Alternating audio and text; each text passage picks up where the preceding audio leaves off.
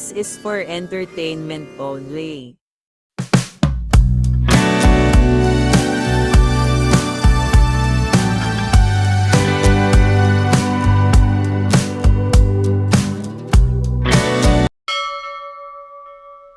Paalala lamang, ito'y isang gabay lang, maaaring totoo sa iyo, at sa iba ay hindi, o totoo sa iba ngunit sa iyo naman, ay hindi. The past, the present, the future. Let's start na po.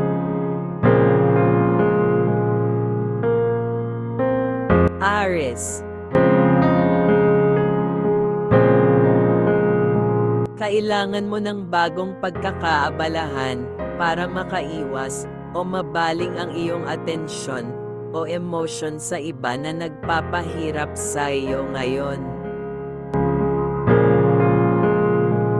Kailangan mo ng tamang diskarte sa paggamit o paglabas ng iyong pananalapi mula sa pang-araw-araw na gastusin at mga bayarin upang may maitabi.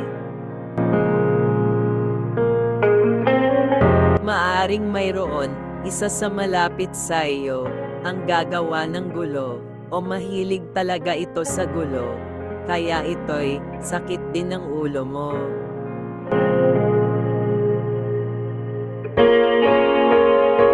Mayroon naman isa sa inyo ang gusto na nang magkaroon ng supling or gusto na nito ang makasal o makabuo ng isang pamilya.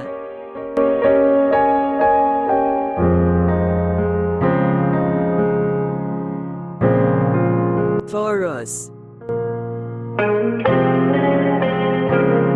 Maisa sa katuparan ang iyong gusto sa kanya, ngunit ang ugali nito'y hindi basta-basta, kaya nitong paikutin ang ulo mo, na parang ika'y walang alam sa lahat. Maayos naman na ang pamumuhay mo, kailangan mo lamang magbago ng pananaw, na hindi lahat ika'y nasa katuwiran, dahil ika'y nasa madilim na ng daan. Ang pagnanais sa isang tao o bagay ay hindi nararapat, lalo na kung ika'y nasa maling daan na tinatahak, dapat mong baguhin ang pananaw na sisira sa iyo. Sa kabilang banda naman ay mayroon isang magandang balita, may okasyong magaganap, at ito'y inyong paghahandaan para mapasaya ang taong ito.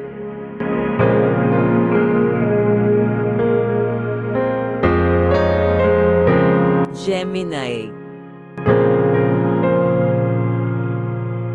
Darating ka na sa oras na kailangan mo ng tamang panahon para magkaroon ng tamang pakikipag-ugnayan sa iyong mga mahal sa buhay o maayos na pakikiisa.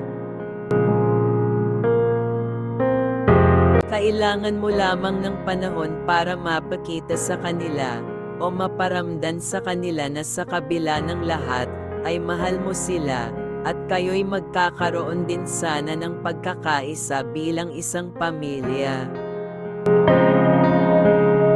Isa man sa malapit sa iyo ang sumira ng tiwala mo, mayroon namang taong tapat at mapagkakatiwalaan mo na kaibigan o kakilala o taong laging andyan para sa iyo.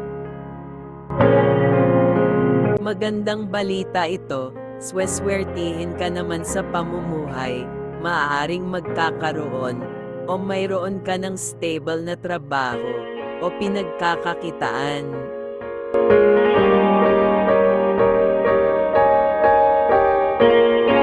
Cancer. Isang mabuti at tapat na kaibigan ang aalalay at tutulong sa iyo sa mga plano at mabuting hangarin mo sa iyong buhay.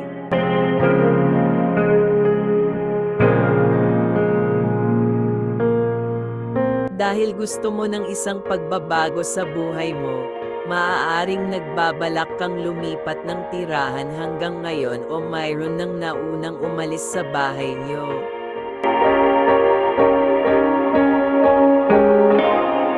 Maaring ikay buntis o kung lalaki naman ikay nakabuntis, kaya gusto mo ng kapayapaan, at pagtuunan na lamang ng pansin ang iyong bubuyuin na sariling pamilya.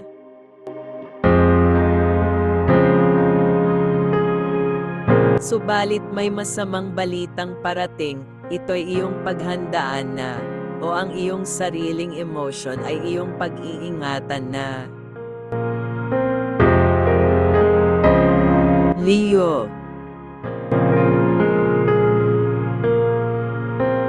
Isang bagong negosyo ang iyong binabalak na buksan o papaunlarin, isang paraan para sa bago mong pagkukuhanan ng iyong salapi.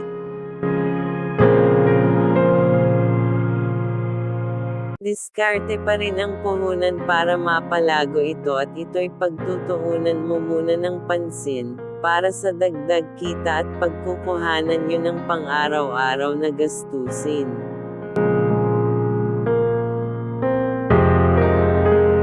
Ang iyong pagbabago sa sarili pag-uugali ay iyon na ding sisimulang baguhin, para makapagbukas ng bagong pamamaraan sa buhay.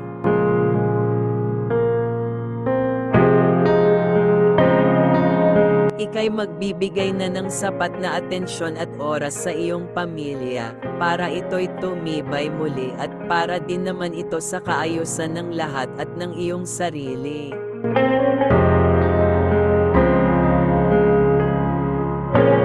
Virgo. Mabuti at maasahang kaibigan o kakilala ang tutulong sa iyo para sa bago mong lilipatan ng trabaho o bagong pagkakakitaan. Bagong simula ng iyong buhay ang iyo naman susunod na kakaharapin, maaaring bago itong pag-ibig, o mayroon isang magandang balita ang darating.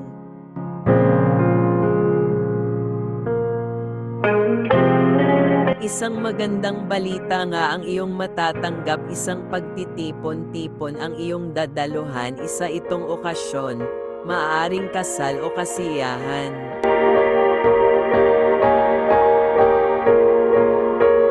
Mag-iingat lamang sa iyong bagong makikilala o isa na ito sa kakilala mo.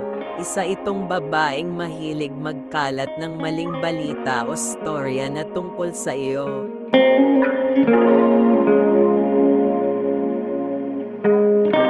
Libra. Gusto mo ng kapayapaan at katahimikan na isang trabaho kung saan may pagkakaisa at pagkakaunawaan para sa pagkamit ng inyong hinahangad sa buhay. Sa susunod na mga araw ay matatanggap mo na ang iyong stable na trabaho o pagkakakitaan, matatapos na rin ang iyong paghihirap o mga pinagdadaanan.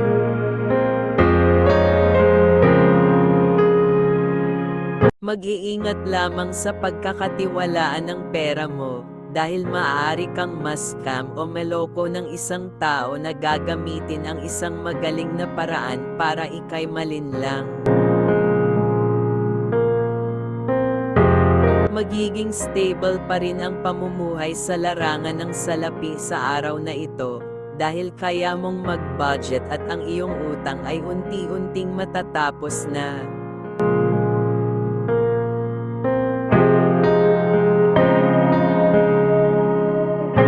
Scorpio. Isang malaking pagbabago ang iyong kakaharapin, bagong panimula, bagong kasanayan at bagong buhay mula sa nakalipas na sakit. Ngunit may isang tao pa rin ang gustong siraan ka sa iyong mahal, hindi papapigil o papaawat sa kahit kanino man, may malaki itong galit sa iyo. Maaaring ito'y niloko mo noon. Isang pagganti o gusto lamang nitong siraan kung anong mayroon ka ngayon, ayaw niyang ikay maging masaya, ito'y malayo sa mga totoong storya. Magaling ito magpaikot ng tao, kayang-kaya nitong sila'y paniwalain, Maaaring dati mo itong karelasyon o isang tao lamang na hindi masaya sa sarili niyang mundo.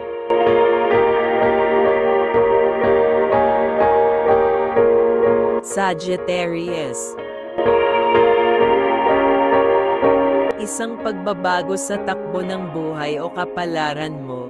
Maaaring ika'y nagbabalak ng magpakasal o maaaring gusto mo nang mag-move on o lumipat ng bagong tirahan.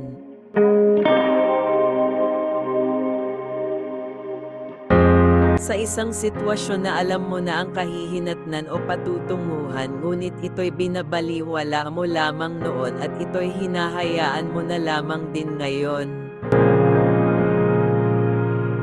Maaaring may aalis na mahal mo o ikaw na mismo ang nag-a-adjust o lilipat ng tirahan para sa katahimikan ng lahat at ng iyong kapayapaan. Ika'y nasasaktan o nahihirapan sa iyong sitwasyon at ika'y may pangamba rin sa lahat ng nangyayari. Maaaring takot o pangamba ito sa paglilipat o bagong takbo ng buhay mo. Capricorn. Isang pangit na balita ang iyong malalaman, patungkol ito sa karapatan ng iyong mga anak, maaaring financial issues patungkol sa suporta ng kanilang magulang o ama. Hindi ka makapagdesisyong mabuti para sa kanilang mga pangunahing pangangailangan. Maaaring kailangan mo ng tulong ngunit parang wala na itong balak magbigay noon. Isang mabuting tao ang tumutulong sa iyo ngayon. Yung taong ito ay kusang nagbibigay sa iyo ng tulong financial patungkol sa inyong mga pangangailangan sa araw-araw.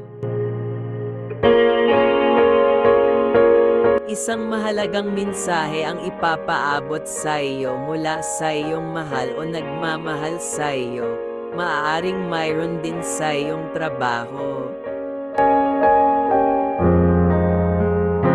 Aquarius.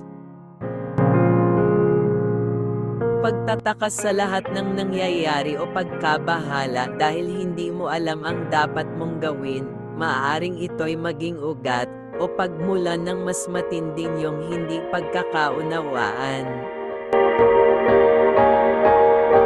Kailangan mo siguro magbigay ng panahon at oras sa iyong pamilya para maparamdam mo sa kanila ang iyong pagmamahal at hindi siya mag-isip ng kahit na anong pagdududa. Maaaring may pinagseselosan ito, o maaaring may iba ka ng kinahuhumalingan kaya hindi mo alam ang dapat na gagawin para huwag lang itong malaman ng iyong partner.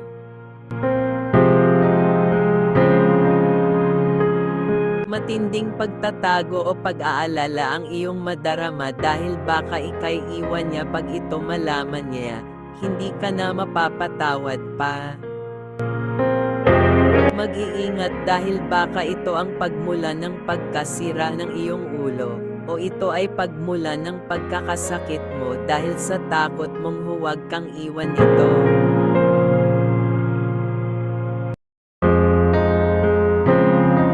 Pisces. Panahon na para ika'y magbago at alamin ang panibagong pamamaraan kung paano uusad ng walang tulong ang iba financially, umisip ng bagong pagkakaabalahan. Mayroon naman lagi nakaalalay sa iyo sa lahat ng mga desisyon na iyong gagawin, isang kaibigan o malapit na kakilala. Mag-iingat at mayroon masamang pangitain sa iyo na darating, patungkol ito sa pera o bibigat ang daloy ng pera sa iyo. Kailangan mong matutunan kung paano magkaroon ng tamang pamamaraan sa pakikisama, para maiwasan mo ang anumang pakikipagharap at pakikipag-ayos o pagkabigo sa iba.